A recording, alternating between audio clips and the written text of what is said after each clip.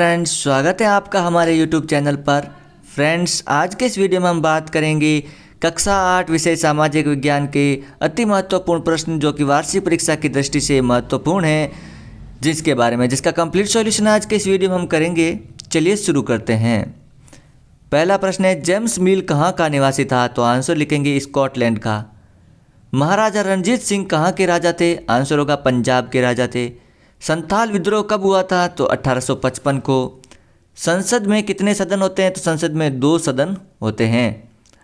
अगला प्रश्न है, भारतीय संविधान का जनक किसे कहा जाता है? तो डॉक्टर BR अम्बेडकर को। अगला प्रश्न है, निम्न में से कौन सा संसाधन है? तो वायु, जल और खाद्य पदार्थ ये सभी संसाधन हैं। चावल की फसल के लिए आवश्यक दशाओं में सम्मिलित हैं। तो उच्च तापमान, अधिक आर्द्रता और अधिक वर्षा ये सभी शामिल हैं। आंसर उपरोक्त सभी होगा। अगला है, हीरा, सोना तथा प्लेटिनम का सबसे बड़ा उत्पादक है? आंसर होगा अफ्रीका। अगला प्रश्न है, ग्राम पंचायत के मुखिया को कहते हैं सरपंच। चूना, पत्थर व जिप्सम का उपयोग किस उद्योग में किया जाता है? तो आंसर होगा सीमेंट उद्योग में। अगला प्रश्न है, निम्न में से हुरडा सम्मेलन की अध्यक्षता किसने की थी? तो आंसर होगा महाराणा जगत सिंह द्वितीय ने की थी। अब अगला प्रश्न है, सही मिलान कीजिए। तो मिलान करना है, जैसे वेदिका फॉर्म मृदा संरक्षण, जल ग्रह पृथ्वी को कहा जाता है, मांस होता है टुंडा वनस्पति, गिद्ध अपमार्जक और सामुदायिक भूमि साझा संपत्ति संसाधन। इस प्रकार मिलान करना है। अगला प्रश्न है, रिक्त स्थानों की पूर्ति कीजिए। तो इस प्रकार करनी है, वर्ष 2005 से घरेलू हिंसा महिला सुरक्षा कानून लागू हुआ। हाशियाकरण का मतलब होता है कि जिसे किनारे या हाशिए पर ढकेल दिया गया हो। आदिवासी अक्सर अपने पुरखों की गांव और प्रकृति की उपासना करते थे। सरकारी एवं निजी अस्पतालों में कैशलेस इलाज हेतु चिरंजीवी योजना आरंभ की गई।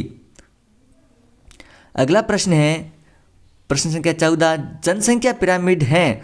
तो आंसर होगा, एक देश की जनसंख्या संगठन का अध्ययन करने की रुचिकर विधि जनसंख्या पिरामिड है। सांगानेर अंतर्राष्ट्रीय हवाई अड्डा किस जिले में है? तो जयपुर जिले में है। राजस्थान में चलने वाली आर्थिक क्षेत्र की 2 योजनाओं के नाम? तो भामाशाह योजना, मुख्यमंत्री युवा संबल योजना। अगला है, राजस्थान की भील जनजाति किन जिलों में निवास करती हैं? तो आंसर होगा बांसवाड़ा, डूंगरपुर, प्रतापगढ़, सिरोही और उदयपुर क्षेत्रों में। नील की खेती के लिए कौन सी जलवायु उपयुक्त होती है? तो आंसर लिखेंगे उष्णकटिबंधीय जलवायु। अगला प्रश्न है, भारतीय धर्मनिरपेक्षता क्या है? तो आंसर लिखेंगे, भारत में राज्य खुद को धर्म से दूर रखता है, ये धार्मिक मामलों में हस्तक्षेप नहीं करता। अगला है, स्वतंत्र न्यायपालिका क्या होती है? तो इससे तात्पर्य है कि न्यायपालिका कार्यपालिका तथा विधायपालिका के दखल में से स्वतंत्र हैं। इसमें न्यायपालिका पर सरकार की और किसी प्रकार का दखल नहीं होता है। आपराधिक न्याय व्यवस्था में सरकारी वकील की क्या भूमिका होती है? तो आंसर लिखेंगे, अदालत में सरकारी वकील ही राज्य के सरकारी की पक्ष लेता है और सरकारी वकील को राज्य की ओर से अभियोजन प्रस्तुत करना होता है और ठोस गवाह प्रस्तुत करता है। अगला प्रश्न है, खनिज किसे कहते हैं? पेट्रोलियम को काला सोना क्यों कहा जाता है? तो आंसर लिखेंगे, प्राकृतिक रूप से प्राप्त होने वाला पदार्थ जिसका निश्चित रासायनिक संगठन हो वह खनिज कहलाता है। पेट्रोलियम से डीजल, पेट्रोल से मिट्टी का तेल, बोम, प्लास्टिक आदि मूल्यवान प्राप्त होते हैं। अगला है, आहुआ के ठाकुर कुशाल सिंह का 1857 ईस्वी के संघर्ष में योगदान को स्पष्ट कीजिए। तो आंसर लिखेंगे, आहुआ से 1857 की क्रांति में ठाकुर कुशाल सिंह ने नेतृत्व किया था। इन्होंने 1857 की बिंढोरवाड़ा पाली में कैप्टन हितेश जोधपुर की संयुक्त युद्ध सेना को हराया था। अब अगला प्रश्न है, मंगल पांडे कौन था? 1857 की क्रांति के प्रमुख नायकों के नाम लिखिए। तो आंसर लिखेंगे, मंगल पांडे बैरकपुर छावनी का एक सिपाही था। 1857 में प्रमुख नायक थे बहादुर शाह जफर, नाना साहब, बेगम हजरत महल, तात्या टोपे, रानी लक्ष्मीबाई और कुंवर सिंह। अन्य महत्वपूर्ण प्रश्न है, ज्योतिराव फूले के सामाजिक विचार तथा लड़कियों को स्कूल न भेजने के पीछे लोगों के पास कौन कौन से कारण थे?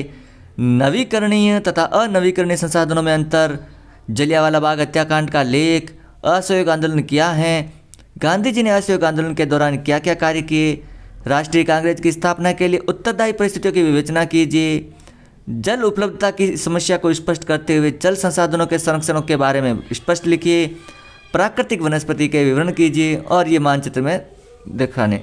इस प्रकार आज का मॉडल पेपर कंप्लीट होता है। वीडियो अच्छा लगे तो लाइक और शेयर कीजिएगा। चैनल पर पहली बार है तो चैनल को जरूर सब्सक्राइब करें।